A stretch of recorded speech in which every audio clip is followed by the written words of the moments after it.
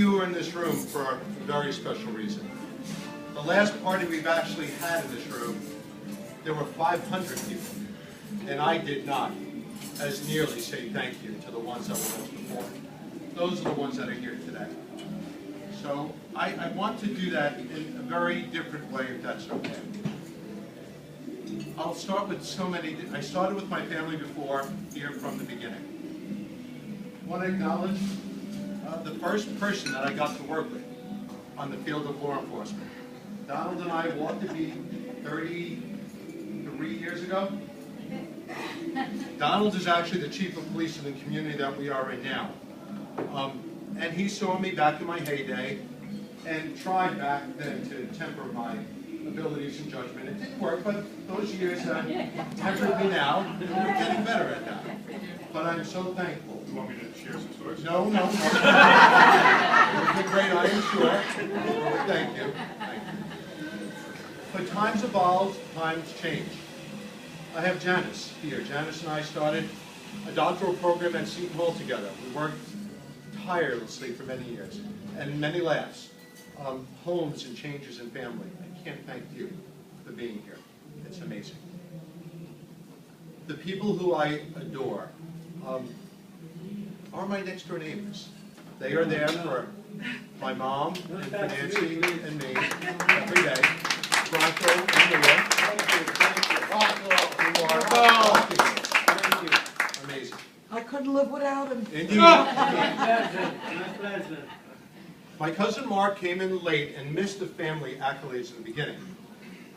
But he and his beautiful wife, Liza, actually asked me to be a part of their wedding. In doing so, I handed out 100 consecrated Eucharist to Liza's family. And I can't be more honored to have been a part of that beautiful day. Bless you both for being here. And many years. When Donald and I became police officers, I needed something to wear, obviously. And the person who made that uniform, the people who made that uniform, have been unbelievable dear friends to our family. Karen and John Magenta not only made the first uniform that I wore, and the last, but made the uniform that my father went to his final resting place in. They have been dedicated members of this family, and I can't thank you enough for being here. Thank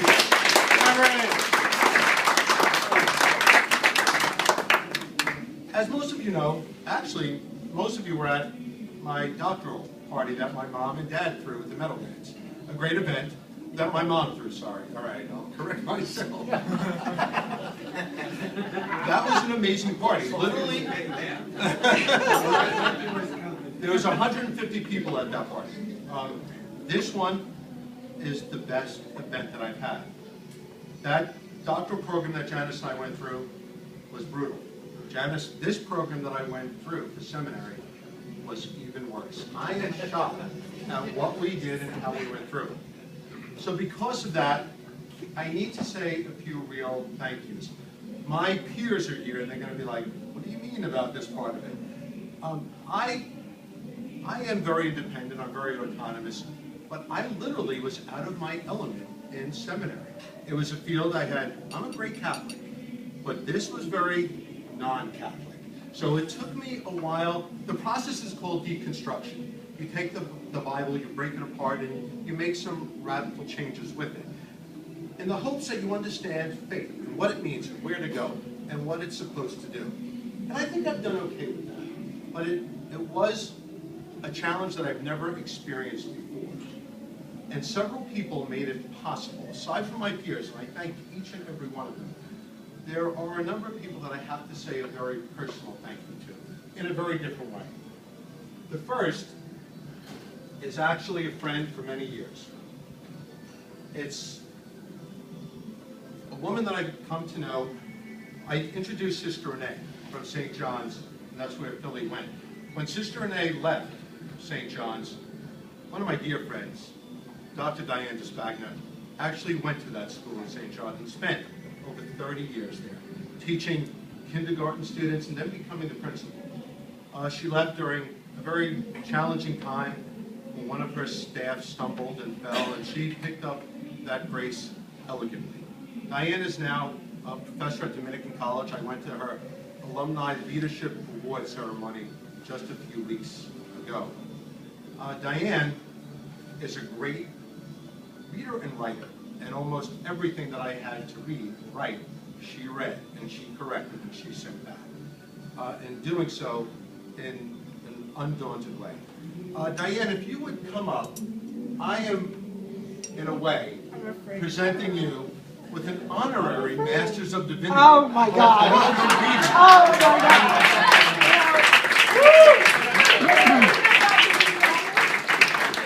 From Union Seminary. I know it is, but I'm crazy too.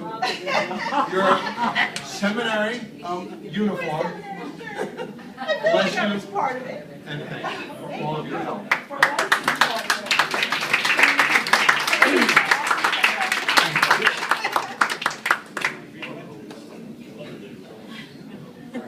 Diane would do first review, and then, following her review, my partner of 17 years would do second review.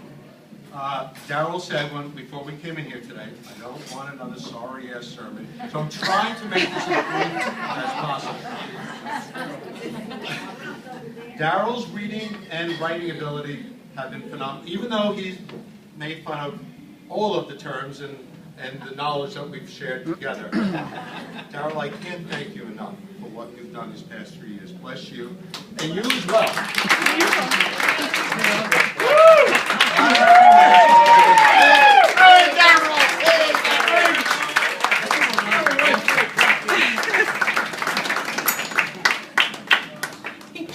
Joey, I hope I get a plaque. Joey, don't forget me. I'm the golf ball. I hope I get a I'm not going to forget that. How can we ever forget? I'm actually going to never forget. Oh, have another sip. It's actually water at this point, which is all right. I believe you. I know how to do that. Steve, or Rocky, is actually is my godfather. He was there on a day that is today. Today is Pentecost Sunday. Today is the end of the Easter season. It is the longest season in most Christian religions, Catholic religion, of course, the foremost. It marks the Trinity of change. The resurrection, the ascension of Christ, and then today, Pentecost, which means the coming of the Holy Spirit. I have been through seminary with people who have said that they have been able to speak in tongues and all of those things that have never come to me. I love my church and my ability. However, what I've come to learn in 3 years of what Pentecost and the coming of the Holy Spirit is. It is God giving us the ability to talk to one another in a language that we all understand. And that language is one simple word. It's love. That's the message of God. That's the message of Jesus. That's the message of Christianity. Karen is a member of the Jewish faith. And I spent the last term at JTS, the Jewish Theological Seminary, in a wonderful ritual class.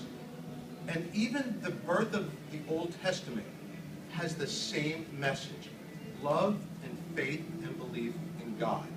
With that, there is a very special person in this room that's inspired me to go through this idea of seminary more than anyone. And that is my sister Nancy. Nancy actually...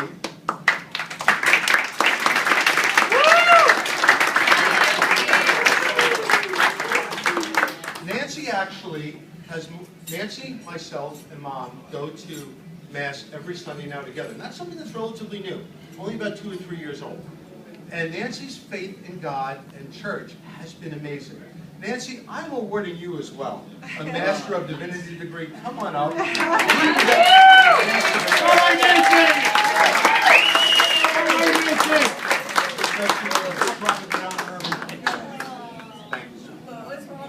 Congratulations. Me and my brother yesterday, and the story of what he said was that bullying is the worst thing. He says love is more important than bullying. And the worst bullying is cyberbullying, so keep off the computer.